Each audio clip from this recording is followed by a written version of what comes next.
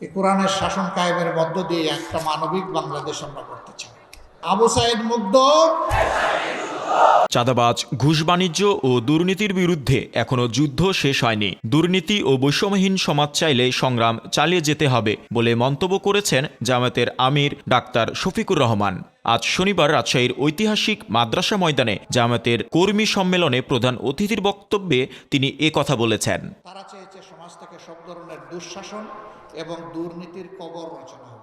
রাজশাহী জেলা ও মহানগর জামায়াত ইসলামীর কর্মী সম্মেলনে এ সময় প্রধান অতিথির বক্তব্যে তিনি বলেন, আল্লাহর শক্তিতে বলীয়ান একটি জাতি তৈরি করতে চাই, কোরআনের আইন বাস্তবায়ন চাই।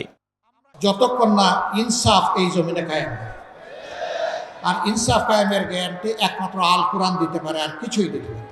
এই কোরআনের শাসন কায়েমের মধ্য দিয়ে একটা মানবিক বাংলাদেশ আমরা করতে চাই। তিনি আরও বলেন, এই সরকার আন্দোলনের সময় ইন্টারনেট বন্ধ করে পশুর মতো গুলি করে অনেক লাশ গুম করে রেখেছিল। পুলিশ বাহিনীকে মুগুর বাহিনী উল্লেখ করে তিনি বলেন, জুলাই বিপ্লবে নিহতদের স্তূপ করে পেট্রোল ঢেলে আগুন জ্বালিয়ে লাশ ছাই করে দেওয়া হয়েছে। যারা রক্ত দিয়ে আমাদের এই পরিবেশ দিয়ে গেছে তারা জাতীয় বীর। জোর করে চাপানো গোলামি থেকে এ জাতি মুক্তি পেয়েছে। তিনি আরও বলেন, রাজশাহীতে 5 আগস্টের পর কোনো চাঁদাবাজ আছে, দুর্নীতিবাজ আছে, ঘুষ বাণিজ্য আছে? যদি থেকে থাকে তবে আপনাদের এসব ছেড়ে দিতে হবে। যদি কেউ না মানেন তাহলে আমাদের যুদ্ধ এখনও শেষ হয়নি। তিনি আরও বলেন, অন্যায়ের প্রতিবাদ যারা করেছে এমন অসংখ্য ভাইবোনদের হত্যা, হুম ও বিকলাঙ্গ করা হয়েছে। তাদের ব্যবসা ও চাকুরি কেড়ে নেওয়া হয়েছে। দফায় দফায় জেল দিয়েছে। অনেককে মৃত্যুর দিকে ঠেলে দেওয়া হয়েছে।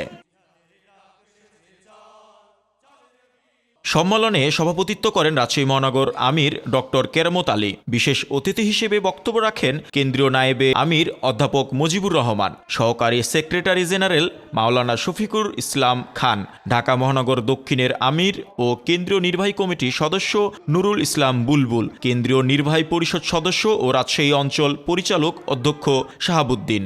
এছাড়াও রাজশাহী জেলা ও মহানগরের নেতৃবৃন্দ উপস্থিত ছিলেন। কোরআন তেলাওয়াতের মাধ্যমে সম্মেলনের শুরুতে কর্মী সম্মেলন উদ্বোধন করেন জুলাই বিপ্লবের শহীদ সাকিব আঞ্জুমের পিতা মাইনুল হক। এখানেও চাঁদাবাজি হয়, এখানেও ফুটপাত দখল হয়, হাট বাজার। তাহলে আমাদের এই শহীদদের রক্তের প্রতি এইটা কি ভালোবাসা? এটা কি সম্মান? অফিস আদালতে যারা ঘুষ বাণিজ্য করে, আবার মামলা বাণিজ্য অনেকে করে, তাদের প্রতি আমাদের আন্তরিক অনুরোধ, ভাই কাজগুলা করিয়েন না, আমাদের শহীদদের আত্মা কষ্ট পাবে। তবে যদি আমাদের এই বিনয়ী অনুরোধ কেউ না মানে, তাহলে তাদের জেনে রাখা উচিত যুদ্ধ আমাদের শেষ হয়নি।